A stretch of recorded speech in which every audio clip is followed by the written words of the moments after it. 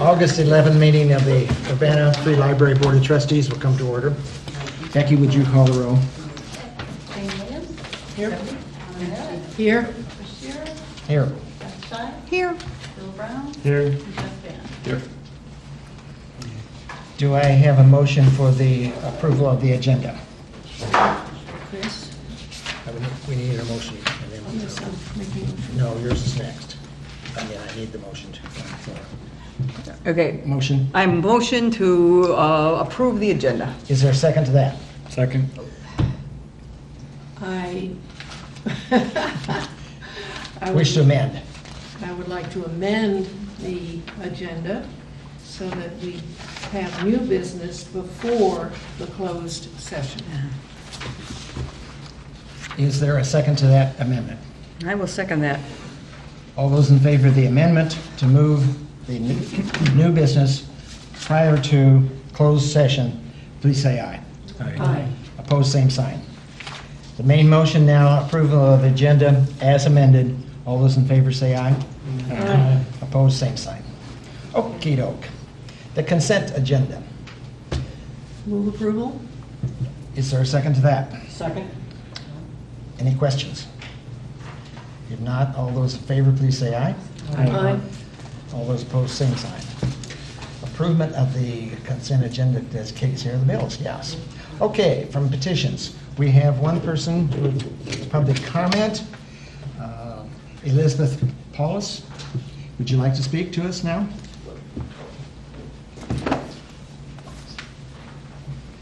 Hello again. After I spoke at the last board meeting, many coworkers thanked me for speaking up and told me they agreed with the things that I said. But more than one continued, "You know nothing is going to happen, right? They're not actually going to do anything." I prayed they were wrong. But I saw nothing in this month's board packet and heard nothing from administration that indicates that anyone is even exploring the issues I raised last month, the issues my coworkers have been raising for several months now. And that makes me incredibly sad. Not just for my future at the library, but for the future of the library itself. A public servant who feels misused by administration and ignored by the board of directors is not a good public servant. I can only speculate that it is the hope of the board and administration that staff will eventually realize that nothing is going to change and let this go. But jaded public servants who don't care anymore are not good public servants either. Let me be clear. This isn't a personal attack on anyone. I don't feel personally attacked by what's happened. I don't want anyone else to feel attacked either. I don't believe there are any malicious or greedy intentions in the difficult decisions that have been made. But I do believe administration and the board should at least recognize the implications of their decisions in a transparent, proactive way. Staff are left to speculate the motives behind decisions that are being made that affect staff so negatively, and the answer, "the budget is what it is not an answer. And silence from the board is not an answer either. I wanted to clarify some things. I do not expect a full-time job from the library. I was not promised a full-time job when I was hired. I was promised that I would work an absolute minimum of 20 hours a week and that there would always be hours to pick up. I was praised in my evaluations for being one of the staff members who picked up the most hours. There was money set aside in the budget to account for half-time staff picking up open shifts. But when all library staff received raises, that money was reallocated to help pay for those raises, and the hours of half-time staff and hourly staff were reduced. My paycheck is less after the raise than it was before the raise. As far as I'm concerned, I received a pay cut. And this is the case for many hourly and half-time staff. I can understand that sacrifices need to be made. That's why I recommended to our director that we not receive the raise in favor of having more staff available to serve the public. It is completely demoralizing to be told repeatedly that the budget is what it is and there just isn't any money for half-time staff. But there was money to give the director a raise 2 months ago. And I know that the amount, a few $1,000s, isn't enough to change the situation for half-time staff. But we feel completely disrespected that the director would accept a raise given the recent cuts to half-time and hourly staff. And we feel astounded that the board would vote to give a raise to the director, given the concern about budget cuts expressed by staff to you repeatedly. Half-time staff are very fortunate to be offered benefits. Not many employers do this. But in return, the library demands a lot of its half-time staff. It's been almost impossible for me to get a second job to supplement my income. I don't work the same schedule every week. We work some morning shifts, some afternoon shifts, some evening shifts, some weekend shifts.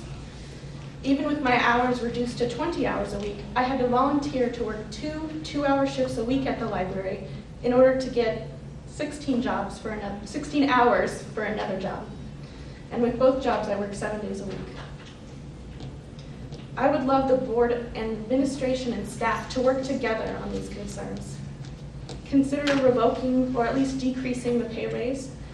We received the raise because one of the city's unions negotiated a raise for themselves, but we aren't a part of that union. The library traditionally receives any salary or benefit increase that the unions negotiate, but half-time staff traditionally were able to pick up any open shifts. And clearly, we don't mind if traditions change. The director has expressed concern for the cost of prorated benefits in the past. So place a cap on prorated benefits for half-time staff at 80 or 75%. When shifts are open, offer them to hourly staff first, since they're cheaper than half-time staff. But allow half-time staff to pick up any open shifts that hourlies don't take. At least allow half-time staff to work a consistent schedule in order to be able to have a second job. I have many, many other suggestions, and so do many, many of my colleagues. If only you're willing to listen. Thank you. Thank you. MC, you're up.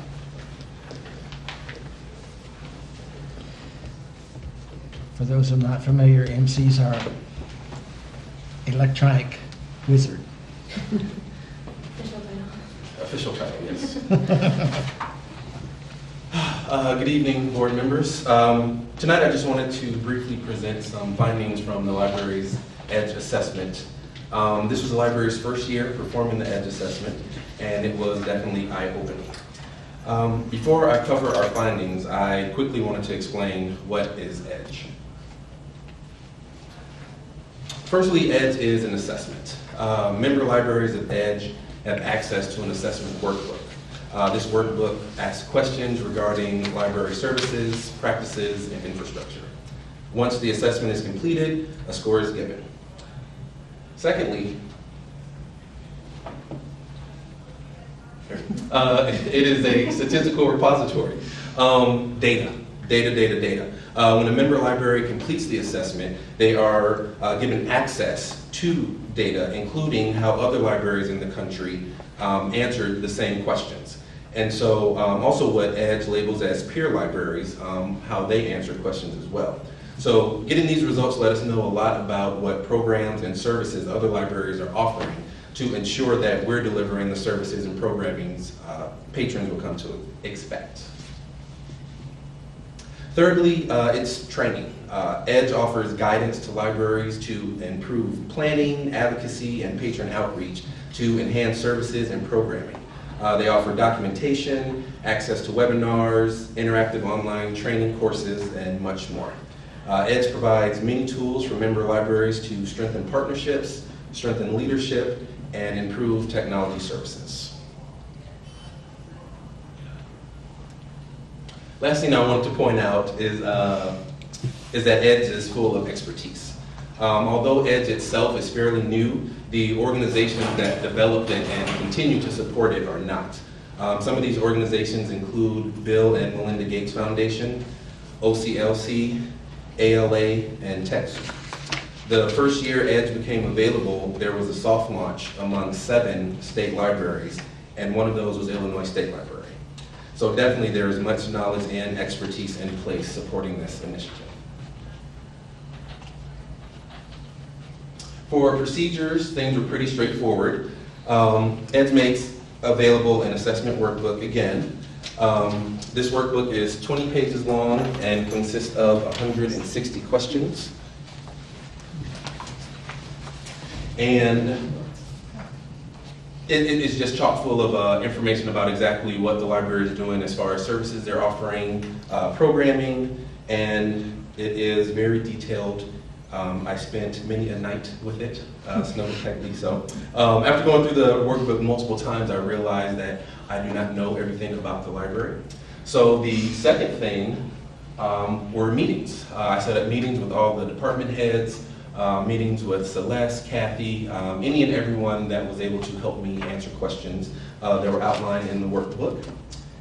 And once the meetings were over, there was nothing left but the submission, and it was web-based. You simply log into Edge's back office, complete the form.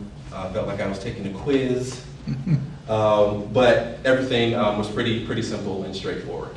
The submission itself, there were 3 key areas. The first was community value, and that dealt with programming and services the library offers and the value that patrons get from those services.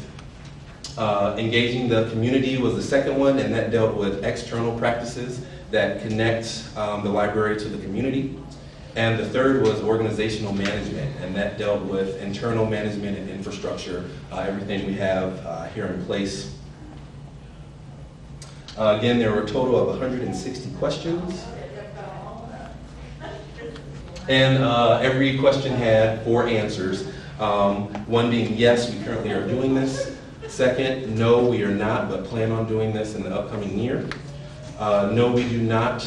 No, we don't currently do this because we cannot at this time. And fourth was, no, we do not, and we have no plans of doing so at this time. So, how do we do? After submitting all the results, Ed's sent out a score, and there is a possible 1,000 points. And we scored Suspense. 550. Now, I know that may seem low, but the average peer score is 569. And again, Edge uses peer based on what your library's budget is, your patron base, how many full-time employees you have, things of that nature. So nationwide, all libraries that look like us on average score 569. So again, you can see we're only 3% below what the nationwide average is. Furthermore, I took time out to go through the questions we marked as no, we're currently not doing this, but we will be doing it next year, and kind of forecast what our score will be next year. And next year, our score will be 770 points. So again, definitely have room for improvement, and it will be coming. It is coming. So just to give a bit about what the scores revealed, what we're doing well in. Planning and policies, digital tools and resources, and technology inclusiveness. What we're not doing so well in, meeting key community needs,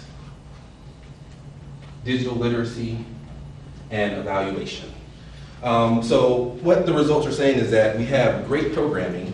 We offer a wide gamut of tech services and programming available to the public, but we just could improve a bit on surveying patrons to make sure the great programming we are offering is precisely what they're looking for, and evaluating the program after the fact. So what now? We improve. How do we do that? Firstly, we follow through on our commitments. Everything that we marked on the EDGE assessment of no, we're not doing it, but we will do it in the next year. We need to ensure that we're making best efforts to do all of that. Next, we need to prioritize. If for some reason we can't do everything that we marked, we need to figure out where it would make most sense to invest the staff time and the budgeting to do the things that we can do.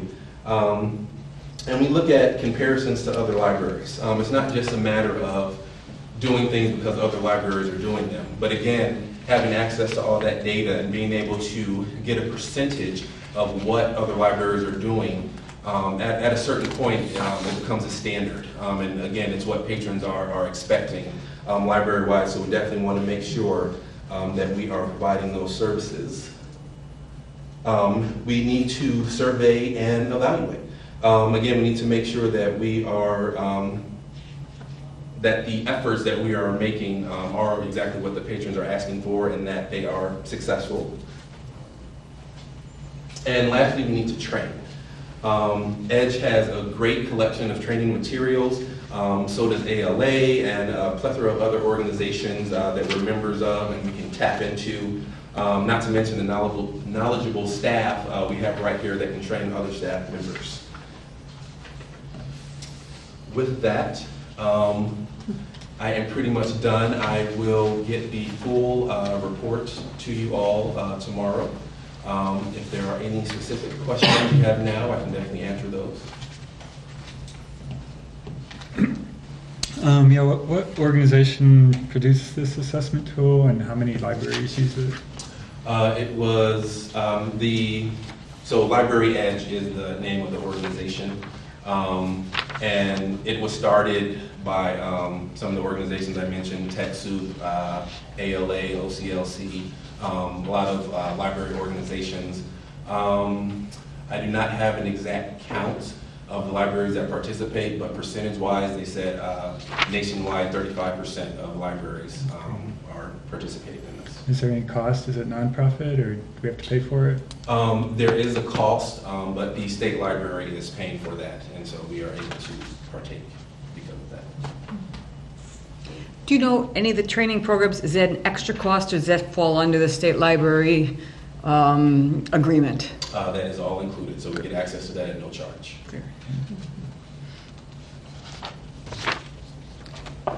Did they break down the comparisons by state by any chance? Because it seems like a lot of our budget issues are state related sometimes. Sorry, I'm sorry, one more time. Did they break down the comparisons by state at all? Could you break it down that way? They did not. They are very very communicative organization, so it's definitely something I could reach out to and see if that's something that we can get access to, but currently it just gives your information, your peer libraries, and then they have groupings of different libraries, so you can see, so it has it labeled as maybe Group C, and then you can see, oh, Group C has this many branches, they bring in this much revenue every year, but you can't specify by state. I was just curious, are there other organizations that do this sort of thing? And if so, was there a particular reason to use EDGE, or is this pretty much it? Celeste? This is the one that the state library, this is the big assessment tool that's been Okay, used good. nationally, and this is what the state library has required that the library participated for the per capita funding. Oh, So if we want to get the per capita funding. that's a pretty good incentive. Yes. But if they're gonna pay the bill. Yeah, yeah, okay. This sounds very interesting. Got our work cut out for us, don't we? Yes. Again. Good. Thank you very much. Okay, moving into items for action and discussion. Building and grounds. I see no action. Any topic, Celeste, that we need to touch on? We've had some problems with the doors, just informationally frustrations for staff, in that our passcode cards are have not been working as well, and so Becky has valiantly been working with different companies on the software and the hardware and electrical pieces and parts. So hopefully that will be resolved, and we had to change out some part of the physical doors to make sure that we were secure at all times. So everything has been all fixed, but there have been some frustrations because of how those things have or have not been working. So Is this those the gates we're talking about, or what? No, the physical doors on the Physical building, either doors. getting in the building or not getting in the building. So those things are being taken care of, but that's, hopefully today is all set. Technology. Everything's good. Yes, sir. Okay, financial. We have the bank account balances for discussion. You have them in your hands in the packet. Are there questions? Oh, sure. Yeah. I'll just share a couple of Arlene, things show about you how to read it. Yeah. On the building fund, there's the negative sign, but, so you could start out explaining what that means. Absolutely. And then, I noticed that in the report to council, though, you did say that we managed to save $13,000 or $14,000 toward the HVAC equipment, and that number was about the same as this. I just wondered if that was just a random chance, or? These are two different things. Okay. So if the way this particular report is laid out is the top 1 through 6 show the physical bank accounts and then show you within each bank account which library funds are included in them. So for example, in our money market account, all of our funds are represented in the money market account. Whereas if you look at the Illinois funds, only the LO5 general fund and the L25 sales fund are in that. So at the bottom, it summarizes everything up so you can see where we stand.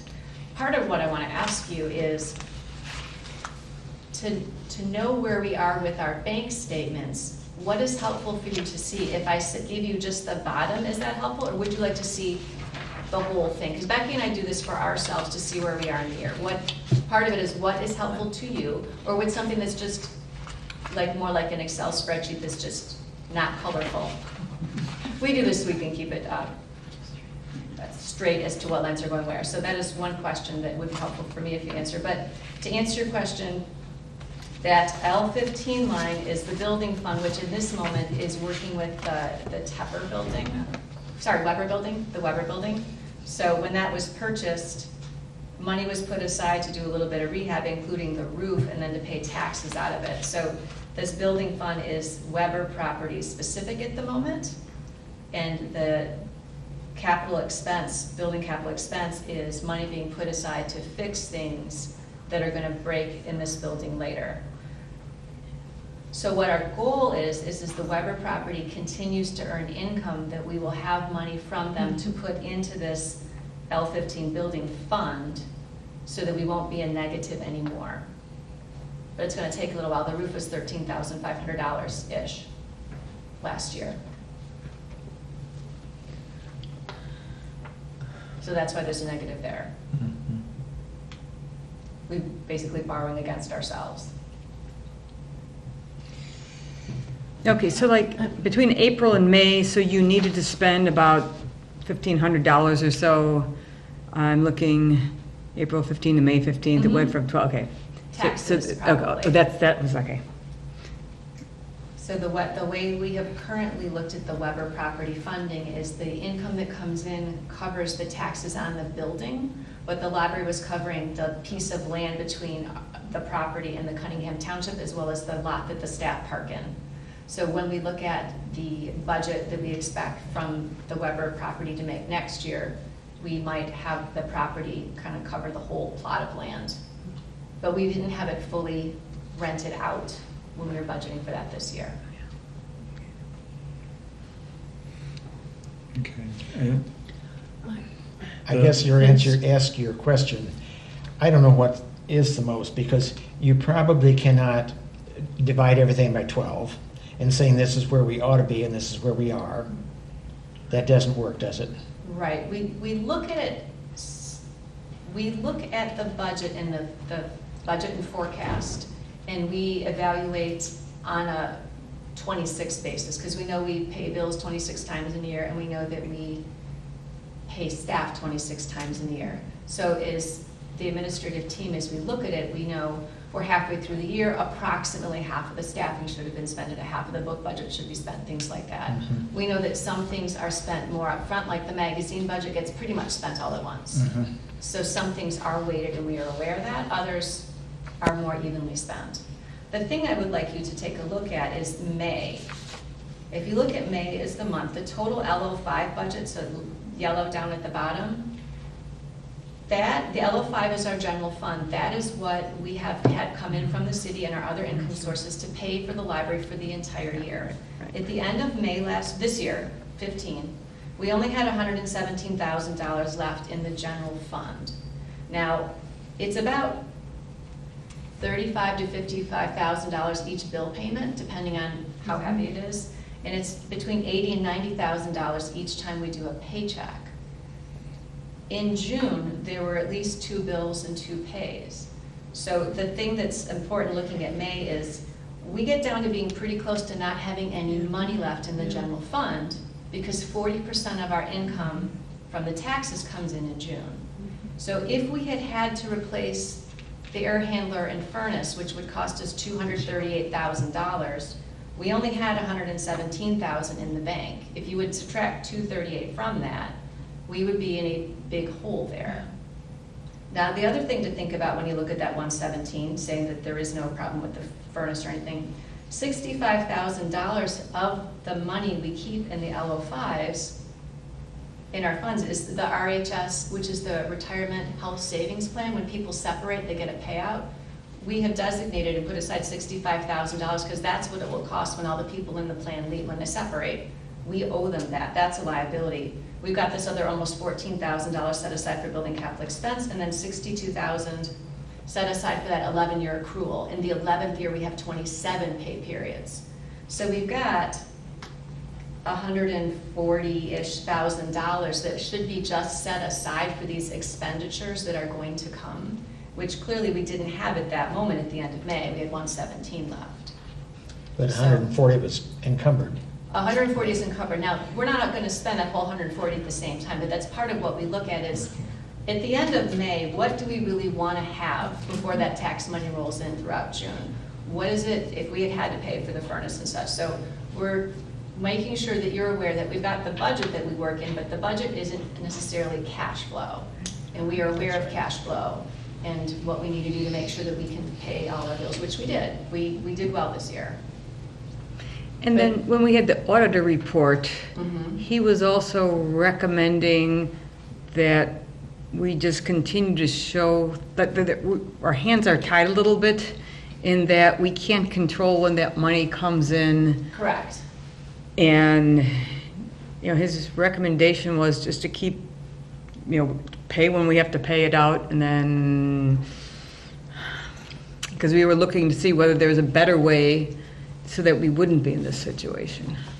It would be wise of us to consider having a larger Balance there. balance, so that at the end of May, Right. if one of these things, if we had to tap into some of these funds, like if something broke, we would have the money to pay it and pay our bills and not have to take a loan from the city.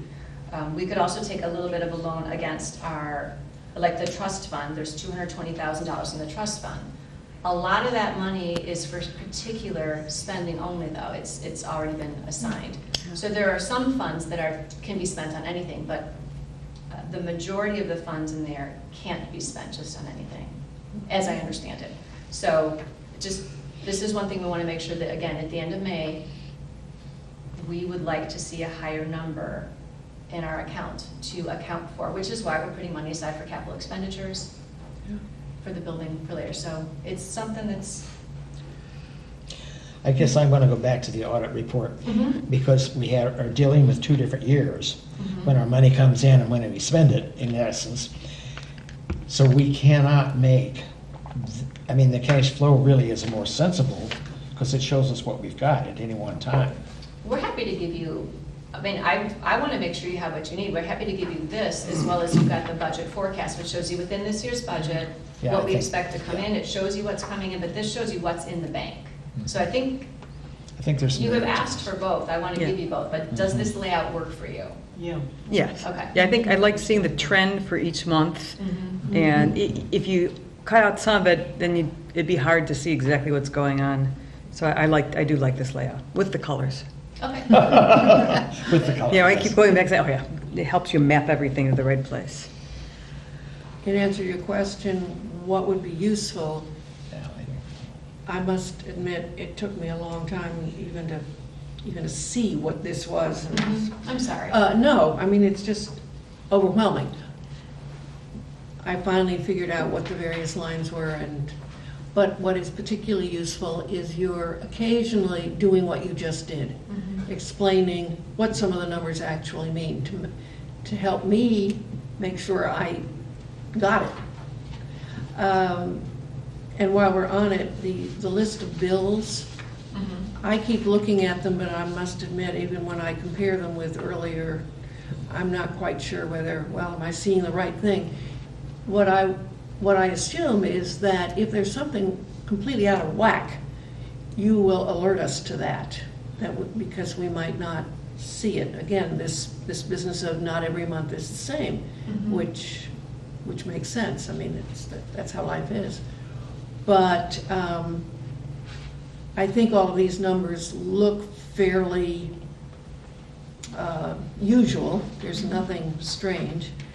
But again, if occasionally you would say, here's something I'd like you to pay attention to this month for this and this reason. Not because there's a problem, but just because it's unusual. So do what you did today every couple months, and I think we'll be...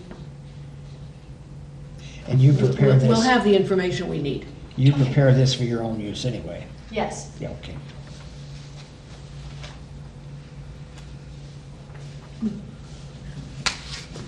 I'm like you, Anna, I thought it was over. Well, me. Well, okay. With the colors, it helped, yes.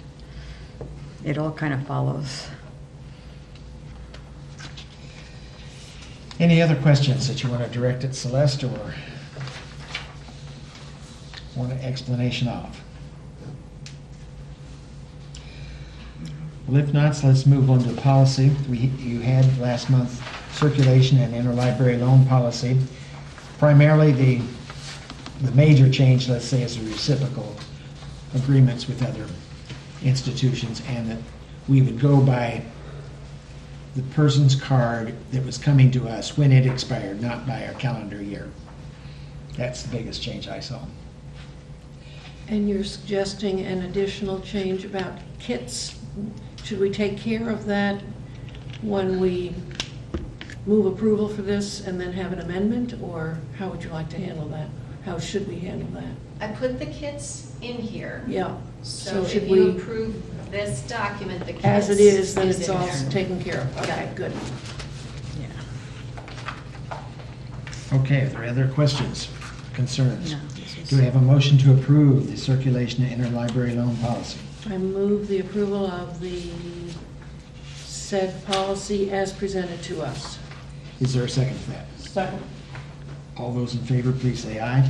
Aye. Opposed, same sign. Okay, under education and training.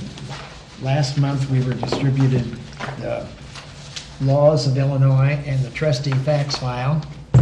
Anna has spent her entire month reading this thing, and I asked her if she would tell us what, I have not spent the whole month reading it. I've read a couple things, but not all of it. I would not, Would you give us one thing that struck you that you didn't know, that you think we should all? well, I guess I don't want to admonish anybody to read it, but I had a wonderful time reading it. I really did spend some time looking at it, and I found it enlightening. And I think other members of this board would enjoy it too. And I want to thank Celeste for bringing it to us, not just to our attention, but giving us the thing. And there's a lot of really good stuff in it. It also raised some questions about what I'm doing and thinking and how I go about things, and I think that's extremely valuable. So for me, it was wonderful. Thank you. From your standpoint, do you think that we ought to have a study session? Or use 10 minutes of our board meeting to discuss various chapters, or? Well, one thing we might do is when we think it would be useful to have another orientation, which let's call it something different, because we're now all thoroughly oriented, but just some refresher looking at this might be useful. Library boards don't, or boards of trustees don't usually have study sessions, do they? Or, I mean, I guess there's no reason why we can't. Some libraries So do that. we could do that. I don't know that we want to have extra meetings for this. but a That's couple what I of- was kind of. So Yeah, that the seems- Illinois Heartland Board, they do a similar thing, and what they've identified, I don't know, 10 or 15 different specific pieces of legislation, and then each meeting, somebody presents that piece. And I think with the first meeting I went to, they did the library systems, thing. And then I volunteered to do something in November. I don't even know what it is, but it is fascinating stuff that I can't believe that the state legislature spent that much time delineating all these things. So. Okay, if we were to take that kind of model and assign certain things, we might all read a reading assignment before we got here too. Well, I don't even know that that's necessary, but if you identified 7 or 8 or however many you thought were pertinent, and then at one meeting I would give you a little summary of it, and I don't know that you have to read word for word, but then you might be interested in pursuing a reading based on what we said. And if you wanted to do that, it'd be better than a study session where we all had to. Yeah. You know. Well, just to play devil's advocate for a moment, I happen to find chapters 4 and 5 particularly interesting. That doesn't mean that you would find them particularly Right. valuable. So I would say everybody should leaf through it and find the things that, and also the beginning of it, the history of libraries. It's fascinating. Yeah, I got that. But I like history, so I'm not going to presume to tell anybody which they should read first. What we've been doing is the other book that you gave us, This one. This one. Now this, no, this is, This is heavy stuff. if you Just a need bunch to of sleep. This is, Now Celeste's got an idea there that there are some things, and she will find it. She couldn't this evening, or have you? Well, we just talked about it right before the meeting, Yeah. so. But she will Similar to what you're identify saying. some things. that's for lawyers and incipient lawyers, not for common mortals. Well, what I can do is pull together the most pertinent things in here, because some of the rules in here are for district libraries, and some of them are specific to municipal libraries. And so what you'll want to focus on, of course, is things about municipal libraries. So what I can do is pull together like the highlights of the places that are the most important for you to read, if that would be welcome. And I can talk with you about what you're covering with IHLS. Because this is, of course, your system, a library system there, so that makes sense to cover that. Right. That isn't as immediately germane to this board, but I can come up with those, like Open Meetings Act. You take the training for that. That's right. There are pieces and parts I'll suggest. But there are things that, I think one of the things I'm doing is property disposal and, We have that, yeah. getting rid of, well, I mean, there are just legislation specifically for these things. I guess without knowing exactly which way we might go, but I think we will devise some system in which we can either have somebody report, or get through this in the next year in some kind of fashion. Maybe Anna could just, every meeting, she could give us. Okay. I think Anna could do it. She's a school Thank you teacher. so much. Okay. Report of liaison groups. Friends, anything on it? Okay, yes, we had a very good meeting. First of all, I'm happy to tell, some of you may not know, the library friends are going to have the book sale, end of the month, and flyers for it are upstairs, in case you haven't seen them. And we're hoping for a huge success. And downstairs. Handouts. And, okay, they're all over the place. Yes. There was even a discussion about plantings and volunteers who have for years worked on the plantings around the library. Next spring, some prairie plants are going to be put in, which I thought was very interesting. But I won't spend a lot of time on that. Back to the book sale. The next one will be in November, so if you can't make the one in a week and a half, there'll be another one in November. That's in conjunction with the cornrow days, right? Yes, Yeah. that is correct. And there will be a lot of ads for that, et cetera, et cetera. The big thing that was done at the meeting was to pass a set of bylaws. The Friends have had bylaws, but they were ancient. They were completely redone. There was a great deal of discussion about it. And one fascinating thing was I learned that ex officio does not mean that you just sit there and listen, as I have been doing for the years since you asked me to be the liaison. I can actually vote. So I am now a voting ex officio member of the, or in my capacity as the representative from this board, and I'm going to start voting. That was exciting. That was important. And then another thing that affects or comes out of the Friends was in our packet, and I would like to ask Celeste to talk to all of you about the Gold Whore Award, which you got a little bit of information about in your packets. Kim Naples worked mostly in the Teen Open Lab through the DCEO grant that was received with Digital Learning for All. So the Friends have been sponsoring the Gold Whore Award for GISLA students who are going into public libraries.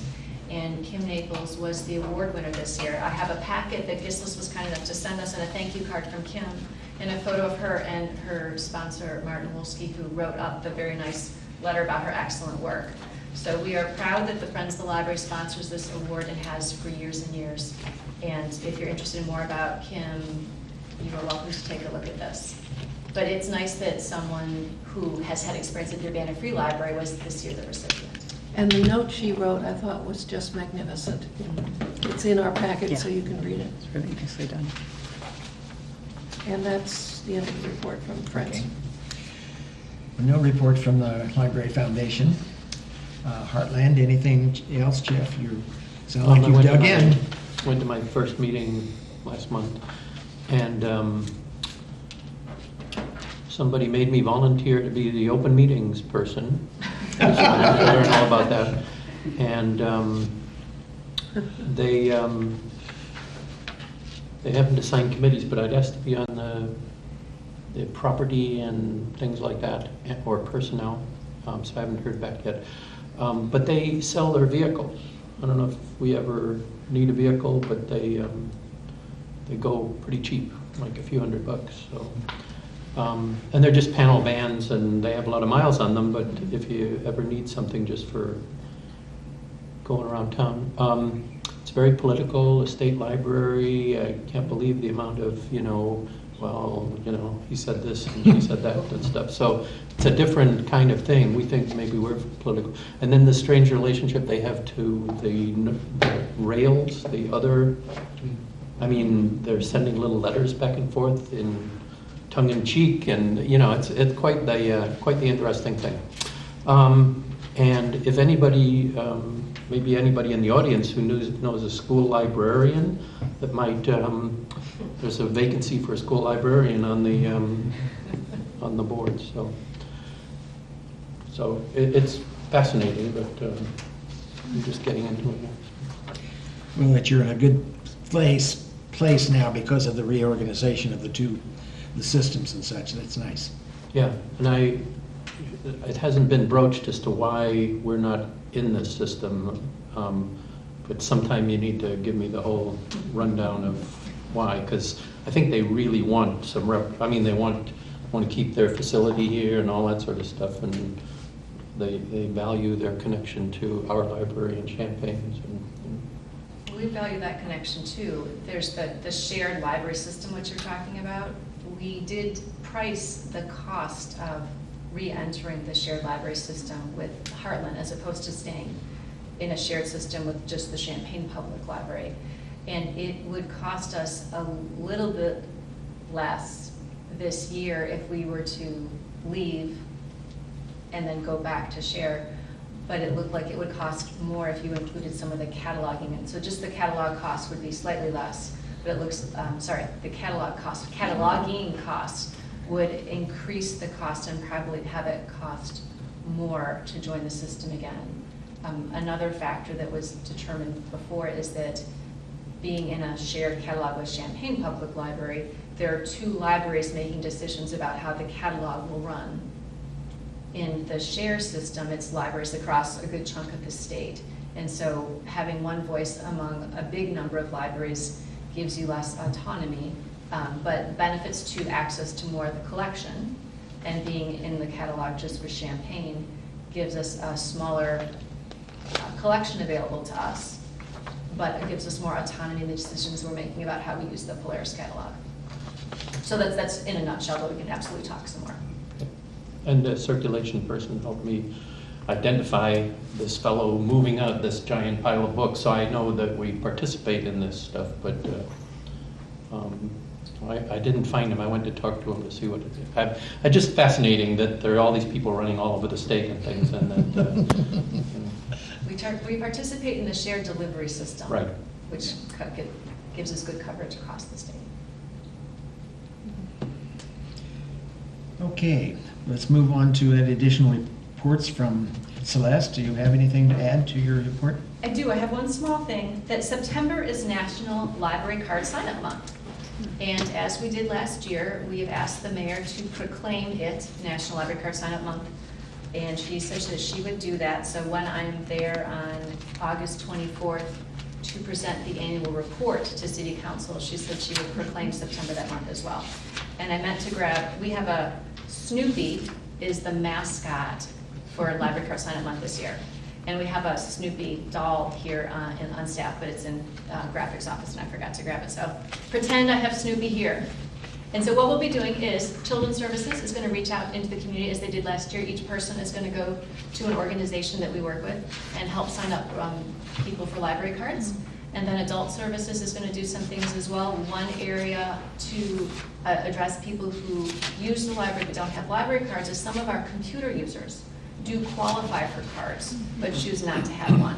So we may put up more information to encourage them to get a card. We don't require it, but that would be a group of people that we can work with in-house who are using the library and may qualify. So we'll look at our different options there, some blogs, some other kinds of things as well. I hate to say it, but is Snoopy free to use? The American Library Association has an agreement. Oh, okay. And so there's bookmarks Laura was ordering and promotional materials. And the things, right? And there's that new Snoopy movie coming out this year, so that may be one of the reasons that Snoopy is the mascot. Everybody wins. When people are out doing the signups, can they, are they capable of signing up both residents and non-residents? Or do they pretty much just focus on the people that are residents? I'm gonna look at Laura. We can. Especially with the schools, you'd seem like you'd run across a lot of non-residents. We can sign up people that are residents, obviously, but people that are out of the district or people that have library cards from other systems, which they really probably wouldn't if they were going to the schools here, would need to come in and register here. And if they're out of the district of, the taxing district, then they would have to pay a fee. Is it because we can't take money when we're out doing these things, or is there a technological block to that, or? We really haven't explored the possibility. I mean, I think eventually we will be able to do that, but Part of it is right it's now, based on property tax, and so you have, it's not. You have to see the look and property see how tax much it bill. is. So you have to look up and see how much it is, and so Mhm. to carry that kind of thing with you, we'll have to figure out a way to be able to even figure out how much they would owe. It's on the internet, so it seems like Yeah. it should I be mean, we have a technologically. we have a list of the addresses that are in and out of the taxing district, but not necessarily how much they would pay in taxes. Okay. Usually look that up on the website. Right, and MC actually just got us a hotspot. So when we've been, let's say, doing Read at the Market, and we've talked to people about getting registered for cards, the people who have identified as wanting to get a card have been residents, or we've talked to people who, for example, live in Champaign, and then we tell them they can use their card with us, or people who live in Homer, and we tell them how they Right. can get their card to work with us. I have not experienced it where people who don't live in the taxing district at all have wanted to get a card at the outreach, but what happens at the schools is we tell them about the card and we tell them they can come into the library to do that, but people have not wanted to do that. Yeah, I mean, you've looked at the numbers with me. It's something like 20–30% of the school It's a kids big number. live outside of the city, so We're exploring some other options about ways to get an agreement between the board and the school board, but we have to show that there's compensation that is fair to the other card holders. So I'm talking with some people to see what other libraries have done for in-kind services, maybe that the school could Yeah, offer. I just wonder if There's- some of it's just an awareness and maybe make sure that people that live in mobile homes, for example, know that they can get a card for the whole family for $25, and you know, there are a lot of people in that situation. It just, if you're out in the, especially around the schools, it seems like maybe we could come up with some way to get that across better. But you will remember that last 2 meetings ago, we approved a policy in which it has to be for a full year. So that kind of cuts out some that we're able to buy for a short period of time maybe. And it has to be their Can't be prorated. difference of their property tax, And not prorated, right? not prorated. Correct, but Mobile homes are different. they did talk to over 1,000 people when the library staff were recently at the schools. 44 people got cards. Some of them actually had a card when we got back and found that out. But some of the people didn't have cards at all. And so staff worked really hard to talk about the benefits. And then if you live in a mobile home, that it is $25 for the whole family for the whole year. So we definitely do talk that up. And So it sounds like some of the problem is just the follow-up of having people come physically into the library. And what you're saying is if there's a way To handle it. to be able to, A, look up the property tax status, and B, accept money when you're right out there with them to save them the extra trip in. I don't know. I've never done it, so I I'm don't know trying what to you run into, see but what- it seems like there's a lot of inequity in the schools as far as access to our library, and so any way that we can address that you have ideas for, that or that your staff has ideas for, I'd be interested in following up on and maybe trying to get some grants to cover some of that or something. we are looking at that, yes. Okay. Anything else? That's what I have. Kathy, do you have anything? Yes, I do. I don't know if anyone has noticed up in the exhibit case on the first floor that there is an exhibit by the Urbana Sister Cities program about the history of the program. And in September, there will be, the delegation from France will be in town. And they will be having a reception here on September 11th from 2 to 3. It will be up in the McFarland Hood Room. I believe, are they going to be having lunch here as well? Possibly. Possibly be having lunch here, but the reception will be open to the public. And we were told to anticipate about 200 people, so you'll be hearing more about that. This is all kind of new to us, but the exhibit will be upstairs through September. Unfortunately, it has to come, through August. And in September, it has to unfortunately come down, but the staff will be working on, Dennis Roberts, who's been working on the Sister Cities program, has asked us to put up a display of books about the Sister Cities countries. So the staff will be taking care of that as well. Is there a library in this sister city that we know about? I Yeah, think the Malawi law, there's a university there, there was some conversation about supporting that library. Almost This every is- French city, it's a very bureaucratic system, from Paris and everything, really outside, but every city has their own municipal government, and usually every municipal government of the city of a regular size has a library. And all the satellite libraries kind of are part of the main library in Paris, because everything comes out of there. So I'd be really surprised if there was not a library there. I personally purchased a book or a couple of books about Urbana history that when our delegation went to Thionville, we donated them either to the library or to the city itself. And then they gave us a book as well, which we're adding to the collection. So we'll see if any of the librarians come over. You probably all know this is the second leg. Go ahead. Jeff, you may be wondering why the library is a part of this. Is that what your question comes from? No, Oh. sorry, I just wondered why, I just wondered if there was a library component to it and so on. All of this goes back in part to the fact that Kermit Harden was honored in Teonville for his participation in World War II when he was in that village. And Kermit's family would like very, because this library means so very, very much to him and to Anne. That's why there's such an emphasis on doing something in this building.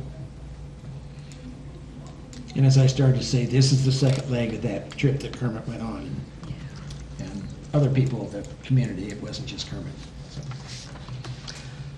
Okay. Mary isn't here, Laura? I just wanted to invite all of you to Market at the Square in September.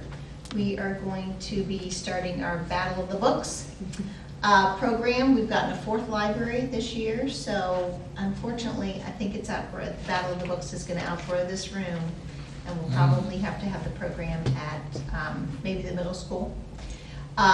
It was bursting at the seams with 3, but with 4 it's going to be too much. But we're going to be having Battle of the Book trivia, and kids can come by, and adults too, and try and answer some of our trivia questions and get prepared to battle it out in April with the other schools. So there's no prize, just at the end they get just the what is it? The satisfaction of a job well done. But anyways, it's a big deal. Yankee Ridge, Leal, Wiley, and I believe Prairie. So they will be all working together and trying to outdo each other with the battle. Prairie is now Preston. I know. Excuse me, Dr. Williams. Dr. Williams, right? So I was reading David Foster Wallace's biography, and he was in the Battle of the Books at Yankee Ridge. Was he? Oh, you're kidding. No. Oh my gosh. Wow. Good trivia A question. good trivia Yeah, question. yeah. Doesn't have anything to do with the books, but we may be able to use that sometime. Thank you. Thank you. Okay, that's exciting. Anka, do you have anything to add? Just a couple of things. Also, a new exhibit that is upstairs on the 2nd floor in the exhibit case right in front of the archives. The archive staff installed an exhibit on the influenza pandemic of 1918 in Champaign County. And so there's some very interesting and, you know, scary information, data, and ephemera to remind you of that history and tell us that story, both in Champaign County and the state of Illinois and nationally. And then there'll be a full report coming on this later on this year, but I have started a oral history project with the League of Women Voters. And we are in the process of interviewing various members of the League of the early history of the organization here in Champaign County. So the first, and I just mentioned this because I'm sure you know her, but Mary Blair was our first subject, and we had a couple interviews with her, and even though she was very tentative at first, she really got into it and had a lot of great stories to tell. So anyways, I'll keep reporting on that because we'll have at least a dozen women that will be interviewing for this project. One of whom is also Jean Burkholder, and you might recall that Jean Burkholder, along with her sons, donated her papers, her collection, to the Champaign County Historical Archives, along with some funds to hire interns, recent graduates, or current students from the University of Illinois. So this summer, I've had a student who has worked and processed, almost done processing Jean's papers. And again, I'll give a more full report towards the end. But it's been really fun, also working with the community. And the League is really appreciative of us taking on working with them to document their history. So. Okay, seeing no other business, let's move into the new business, the approval of the insurance proposals you have before you. That from Cincinnati Insurance and the Liberty Mutual Insurance as to our property and liability insurances. This is an action item. You need approval tonight. Yes. Do I have a motion to approve one of two of these others, and I guess I'd preface it by saying a motion to approve Cincinnati, and then we can discuss them. Will we approve Cincinnati Insurance Company? Is there a second to that? I'll second that. Okay.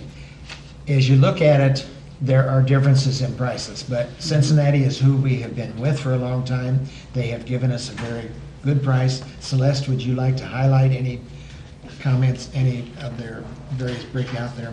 What's nice about the Cincinnati quote as well is it's a solid quote for 3 years, and the Liberty Mutual quote is a 1-year quote. And it's the Cincinnati Insurance Company is worked well with us when we have had claims. Well, And staff have had good experience working with them. So with it being overall the lowest price, good experience, and a 3-year lock-in, we feel comfortable recommending the Cincinnati, all the insurance that they offered. for your That approval. 3-year lock-in is probably worth a lot at this stage. I don't Yeah, know really. what it might be. Okay, any other questions or discussion? If not, all those in favor of approving the Cincinnati Insurance Company as our insurance coverage, insurance agent? No, what? It's not the agent, the plan, the annual package premium for the Cincinnati insurance is $30,086 for the package that's there. Then there's the workers' comp, which is separate, the treasurer's bond to cover Beth, and the director's and officer's liability and employment practices, those are separate plans. And those are all under the 10,000. Those are all under the So let's 10,000, but approve we need those. you to approve the choice of Cincinnati and then the dollar amount of the $30,086. All those in favor of the motion to approve Cincinnati Insurance Company at the 30,000 level annual package premium, say aye. Aye. All those opposed, same sign. Okay. Now, I would like to have a motion to move into closed session to review the minutes of closed sessions. So moved. Second. All those, do I have to have roll call, don't I? Jane? Yes. Yes. Beth? Yes. Yes. Delay between when you came out of session and here, I don't know if that normally happens or if people have bathroom breaks or whatever. Actually, it's not that unusual. Sometimes Okay. people just do Yeah. bio breaks and, Okay. yeah. Great, I it's wasn't sure. okay. Yeah. Do you know why there are so many books around? Do we have a motion to go back into open session? No, yes, so moved. I move that we go back Second. into open Roll session. call. I had this whole Dr. Boney show about the glacier. Don't we have to have a roll call in open session again? Windsor Road. Yeah. We're moving to go back into open section. I move that we go back and we need a second. Second. Okay, we got it. Roll call. Second and third. Okay, Jane? Yes. Anna? Yes. Chris? Yes. Beth? Yes. Bill? Yes. Yes. Yes. Okay. And I have a motion to no longer keep 2 minutes closed, so to open up 2 sets of minutes for June 9th, 2015 and May 12th, 2015. Is there a second to that motion? Second. All those in favor, please say aye. Aye. Opposed, same sign. Do I have a motion for adjournment? No, Oh, no, you're gonna talk about the library report to city council. oh, that's Because it's right. the law, old business. The It's library Celeste. report, Celeste, tell us, you've got it put together. We've kind of Annual amended report. it. Right, so I wrote, given a template, given the law, a report that's gonna point in some cases that are statistical straight to the IPLA report that the library files with the state. Kathy's finishing that up. There are a couple of places where I've written text, and I would like you to approve the document I've given you with whatever changes to the Which text is you what we want, have, yeah. with the flexibility to say, for example, see pages 12 to 13 of the IPLAR. When it prints, if it happens to be a different page, I want the flexibility to change that. Or if you say to me, Celeste, put in the real numbers, don't point to the report. So I'm looking for a little bit of feedback. This is the first time we've done it. So, where's our recording device? Where's the little recorder? For here. Do we need it? I didn't want it still on, Thank you, Chris. so I failed to get started recording. We need to go back to the Joey's got beginning. it. That's okay. He's got it too, right? Joey's got us, but go ahead. Right. I was just wondering how much Thank you, George. is there, and you refer to pages and how easy it would be for people to go back and see that. It's a long report, so Okay. I am happy to. But this pull has the out format sections. that they give you, so you don't have a whole lot of flexibility in how to. I can cut and paste sections. Yeah. In the document to city council. I'm going to, when Kathy's done with the report later this month, I will send it to you as a board and we'll put it in the board packet because it's, I think, helpful to know these are the statistics that we're reporting to the state. Yeah. Well, if So- the city is getting the actual physical copy of the report, then I don't have a problem. because then they can They'll just- get a copy of the report Yeah. attached. I mean, they don't have to go online and try to. No, they'll get a physical copy of the report. Okay, that's good, because, yeah, it looks like a lot of pages to cut in. But Do you want to speculate how many pages? I don't remember, it's in the 20s. 20. It's Yeah. at least in the 20s. Yeah, because some of these are like 3 pages Mhm. long, I mean, yeah, there's, The IPLAR is a long report. yeah. But yet it's done by sections? It's done by So if sections. things are referred to in section, or they're changed, or this is being added to section, rather than exactly from this page to that page, I can absolutely write it differently, but, so section 8 is about expenditures, section 9 is about whatever, that kind of example. What I want to do is make it easy for them. right, Yeah. right. Without having to retype everything that I don't have to retype. Mhm. Because I don't expect them to read it. Well, you never, someone, you know, Sorry, That Bill. is up Yeah, to someone might. city Well, council. Some do, some 20, don't. 20 people will read 20 different sections. And Yeah, Number that's- 19 will that's- find the one little, so That's what'll happen. that's what happens. I had a question. what on would you number like from us now? 4. Hold on. Bill's got a First of all, question. any questions? Bill's got a question on, you said number 4? Yeah, just the statement of any personal property acquired by legacy, gift, purchase, or otherwise. That seems like it would include a lot of stuff. So anything that we purchase, No, how is but- that described then? Personal property as opposed to real properties, so So like tables and chairs? tables and chairs and things like We that. didn't purchase any, or we You know- would have to list all that if we did? I don't get that. You know, when I will be honest, because I always am, when I looked at this, I was focusing on the legacy, gift, or otherwise. I was too. The purchase part, I wasn't focusing on. We have answered none before, but let me revisit that one, I Bill. mean, it just probably depends how it's described. yeah. I can't imagine they'd want you to list a lot of stuff or just maybe give a figure. I don't know what they went there. I will double check on that. I will report the accurate information, and it is in the FLAR. Oh, okay. I would think, though, I that believe. you could lump. I mean, you don't have to list chairs, tables. I'm sorry, I don't have a good answer for that, but if you give me a second, I can get a good answer for that. Well, You'll figure it out. I will figure it out and report it truthfully. Bill's gonna be looking for it. Absolutely. 6 is one that I think is important that you really look at and make sure you're comfortable with me. This is about the levy. Well, there will be a levy that the city does. Yeah. And the levy that the city does covers 2 of our fiscal years because we're half and half. Right.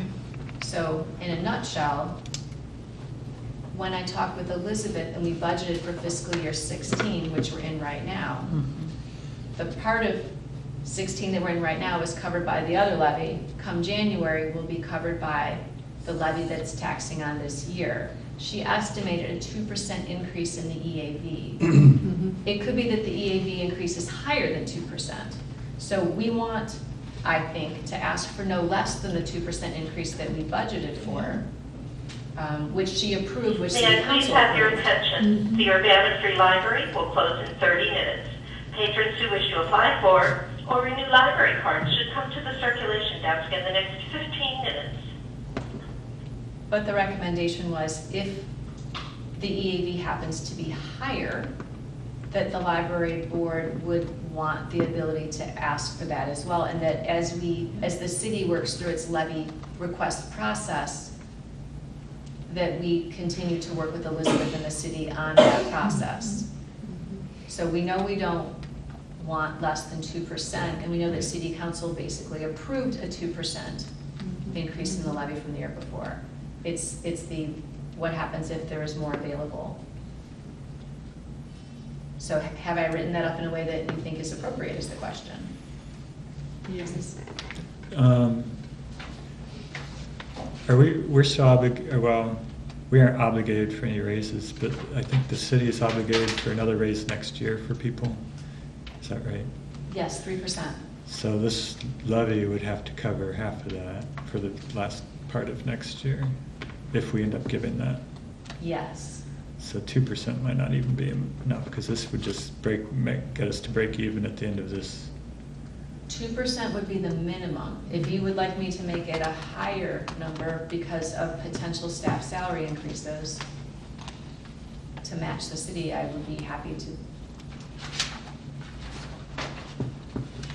Would 2.5 be at least a cushion rather than bumping it up to 3? What's the reason for not Well, going to 3?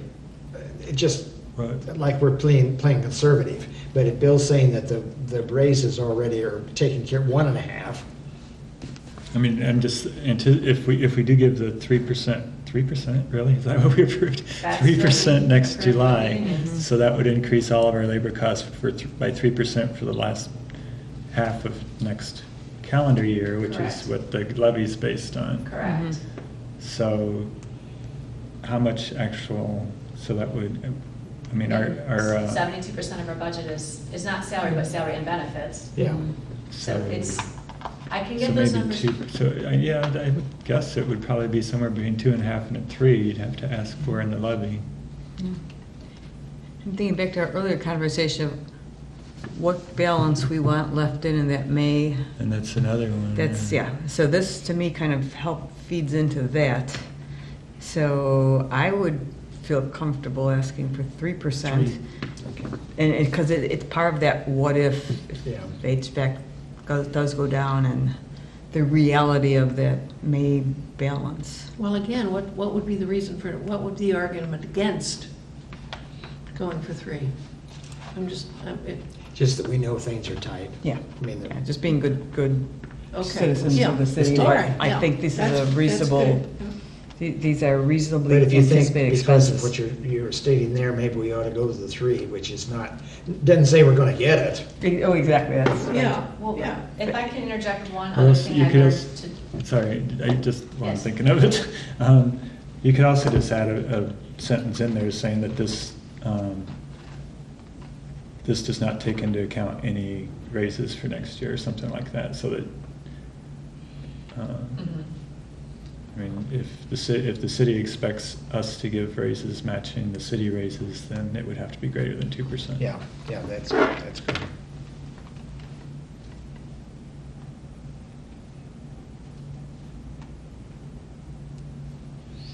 I'll read that back in a second to make sure I got it all right.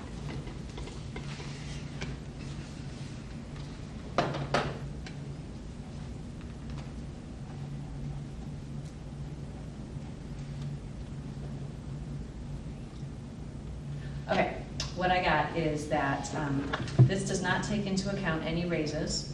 So if the city expects the library to match the raises at the city, it would need the levy increase would need to be greater than 2%. You could even say close to 3%, I don't know. I can run some numbers on that, I think we just might don't go know what it would through take to. I just put 3% down. I think we ought to Just go put Just three. put 3 and not put the. Yeah, I think Okay. Yeah. I think it's reasonable. Would 3 cover it? I don't know if 3 would cover it. Oh. I don't know what the extra percent would get us. The 2% increase was about $33,000. So 3 might not cover the next raises on top of all that. Here's the other thing though to take into account. I just learned this today from Elizabeth Hannon, City Finance Director at the city staff meeting. So I know you're following what's happening with the legislature and looking at the budgets and potential legislation. So one thing that's being discussed and has gone through the Senate is capping property taxes. Yes. And it is likely that what will happen is fiscal 16 won't be capped, but 17 and 18 will be capped. So it is possible that some places might raise 16, knowing that 17 and 18 will be kept. I don't know if the city of Urbana is going to choose to do that. Right. But there was a quick discussion of, it is possible that some municipalities or some governing bodies might attempt to do that. The mayor and city council have been holding pretty firm with keeping the city's tax rate low Mhm. in order to encourage people to locate their homes and businesses in Urbana.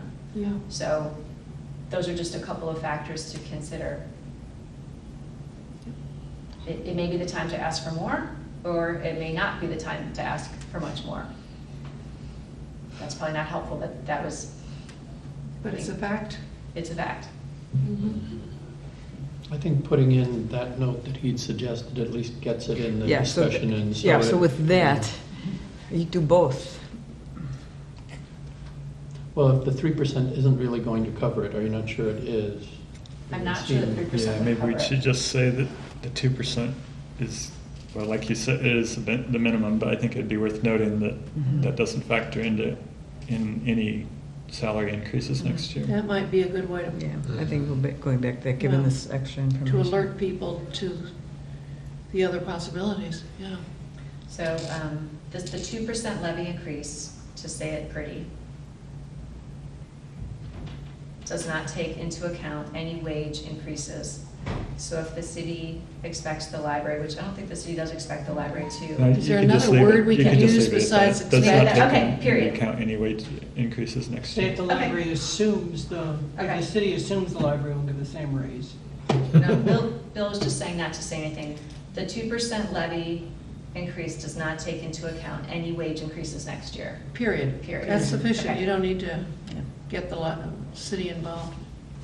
Okay.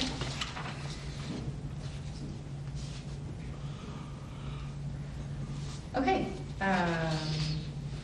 Number 7, statement as to the amount of accumulations and the reasons therefore. They're talking here specifically about fund balances that have no purpose. So I said, None. if you look at statement number 8, outstanding liabilities, if you look at the ebb and flow of our money, I don't really see that we have extra money sitting No, around. no. And if you look at our liabilities that are listed there, as well as the Weber property, which is paid for pretty much by the income. Right. And then we have actually $162,000 in vacation comp and personal time on the books. Now, of course, people are going to use up some of their time before they leave. Also, if a long-term employee were to leave and take their maximum with them, 200 hours, whatever it is, it could be $6,000, $8,000, $10,000, depending on who they are and what their banks look like. Some places handle that not by doing a payout. Some places don't hire until that vacation time is basically worked off within the system. But if we were to lose some of the people that have bigger banks, are people who are really key in the system, like long-term librarians or department heads. So I would advocate that as we plan for the budget next year, we think about maybe putting some money aside to help us compensate when, not $162,000 worth certainly, but that we have got some money set aside that doesn't have to come out of the unassigned fund balance, that we assign some money for separation costs. Because otherwise, we're gonna get hit hard. We're pretty thinly staffed right now. So if we had to go without a head of, pick a department for 6 months or 3 months, that would be Hard. hard. Right, and I think that's reasonable budgeting. So I list that as just an interesting piece of information about outstanding liabilities. I don't have to include that in this report to the city, which also goes to the state. You guys decide if you want that in there. The other ones I feel very comfortable, like, those are recognized liabilities that no one's gonna question. We have to weigh that kind of decision against the other things we could be spending money on. That's right. Or saving money for. Right. Yeah, these are all financial considerations. And I think staff would have something to say about that, right? I mean, that's certainly to think about. Some places don't let their employees accumulate as much time so that when I they know, separate, that's- they the library or the institution doesn't have as Right. much to pay out. Right. That's another option that the board could explore in the future as well. Yes. You can't do it to existing employees. I mean, I'm sort of been Yeah. counting on, I mean, if it were changed, how much they could accumulate. Yeah. You'd have to do it prospectively. In the future. Yeah. Yeah. There are different ways that different places have handled it. Again, this is a new thing we haven't talked about before. It is a liability that we have, but I want to know if you want to include it in this, yes or no, and then what other future discussions you want to have about how we manage this Is another matter. is another matter.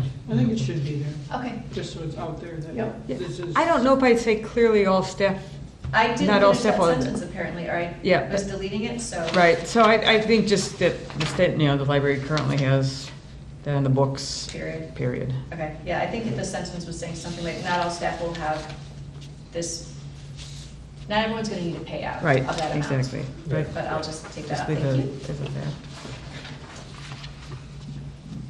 So then, moving on to section 9, these are highlights that might be of interest. Do you like the highlights? Yeah, Mm-hmm. yeah.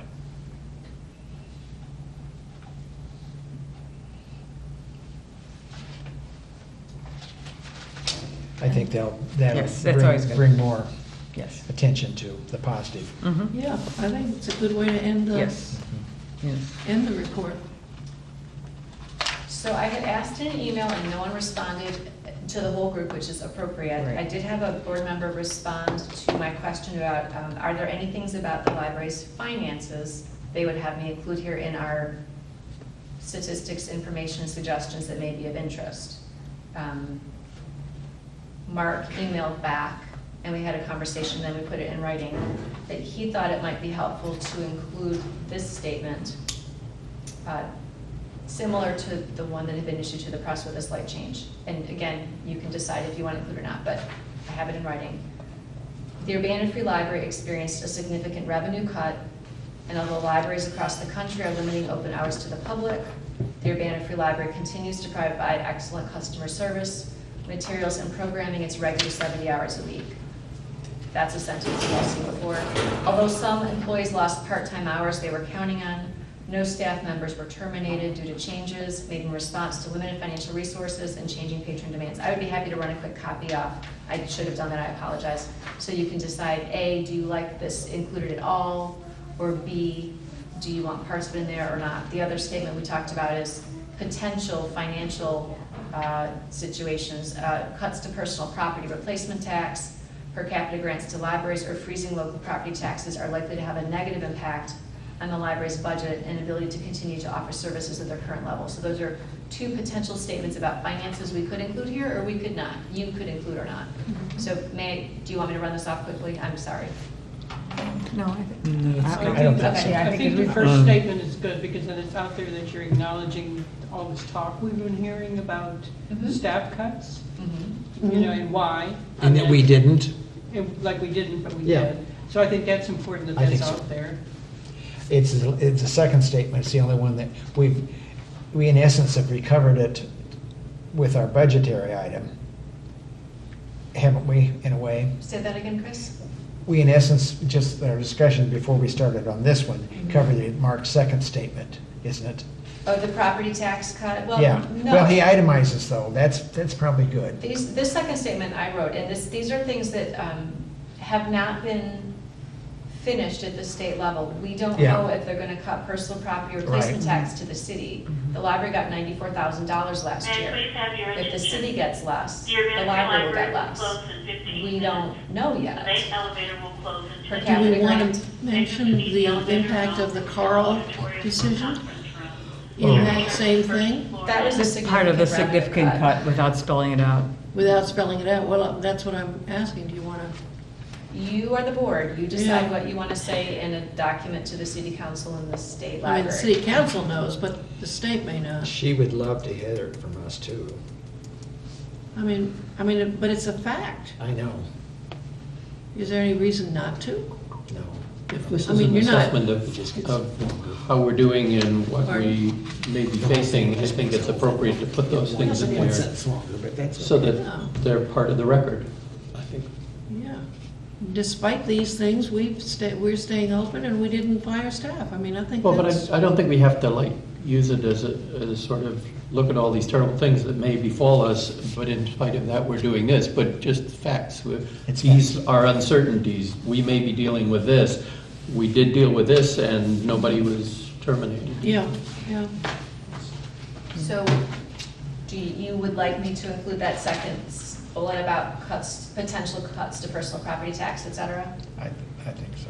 Yes, Yeah. because this is in your report, it's it's almost a little bit of your SWOT analysis, and these are kind of threats, and I think it's reasonable. It shows that we are aware of the outside world and we're looking forward. I mean, well, not looking forward, but we're aware of what's going on.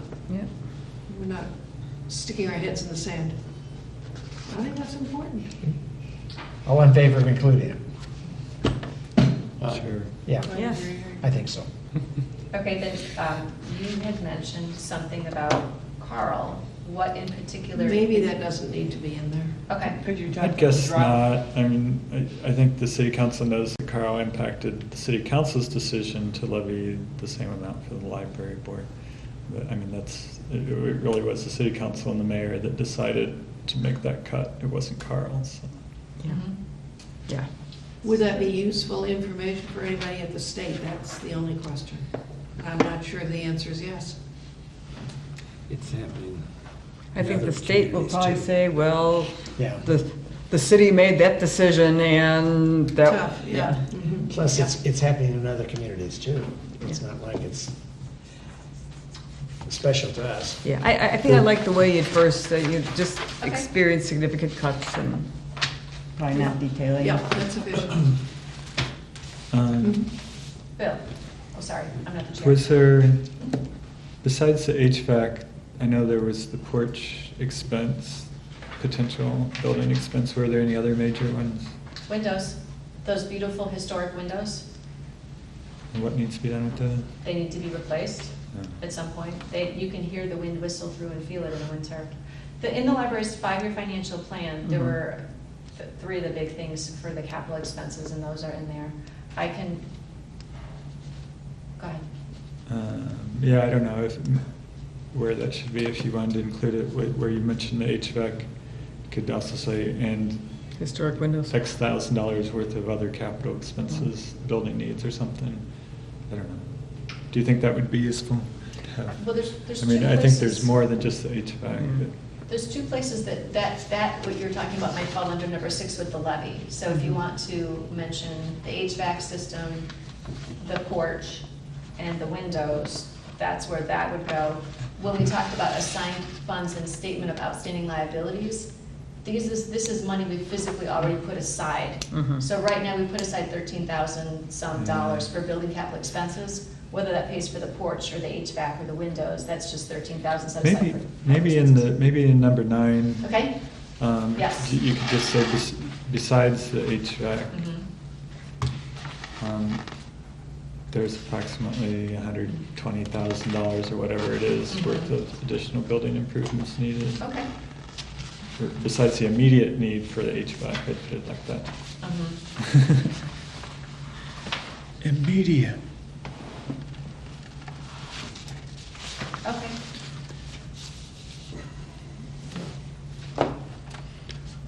I guess, and I just have to mention, I think I do have some reservations about Mark's language in saying that we provide excellent customer service. I think we all recognize that maybe there's longer lines, and certainly the people speaking seem to think that the customer service isn't quite the same. So unless there's evidence, and maybe this edge will give us evidence, but unless there's evidence that we're still providing equivalent or excellent customer service, I'd just feel more comfortable in that. Maybe focusing on the increase in circulation rather than excellent customer service. I would say that most times of the day, there are no lines at all. And that employees do provide excellent customer service. Okay. If that's It's your report, but I I've been not here all the time, but I come here on Saturday when it's busy, and at the worst, there's one person in front of you, which is not unusual. I mean, you know. Actually, I don't think I've ever seen more than one person waiting. I kind of, you always kind of glance. Yeah, I mean, there were a few when I came in Back tonight. and there's a line, but- they come out and start checking people, you know, it's not like, I've never done a scientific test. Does but- customer service refer only to lines? That's what I'm thinking. No, I mean, It's I- everything Yeah. else. And that's the kind of thing that you have in your community survey. So, I mean, we know that circulation is up, and that is something we can actually point to. We have numbers. That's approvable. And so having that would be a good positive thing to put in. Whereas customer service, that's a wishy-washy, we don't have anything to back it up. If we just insert strive to, Yeah, the only way you can. what was the wording? That's a good idea. Continues to provide. The thing about it is, Strive to, the Edge strive report to has provide told it us so more our comfortable. community Next year, services you could not- probably do something Would like that, that. would that be okay with everybody if we just instead say provide, say I think that's strive good. to provide? Yes, Strive strive to to provide provide. good customer service. Excellent. Excellent customer Unless service. there's evidence, I just feel a little uncomfortable stating it at this point, just because we have had a lot of testimony and I'm not here all the time and I don't know. Mhm. Do we keep any records or, data about people waiting in line? No.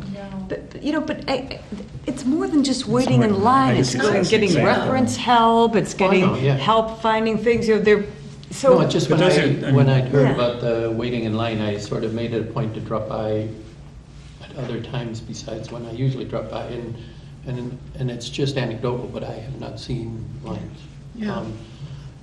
Yeah. But I hear horror stories every now and again, but I haven't been here at the times when those happen. But Yeah.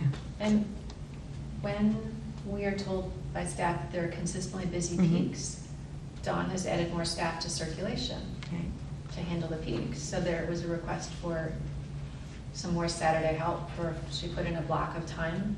And after a couple weekends, staff said, we don't need people in as big a block of time, so you can pull some hours back.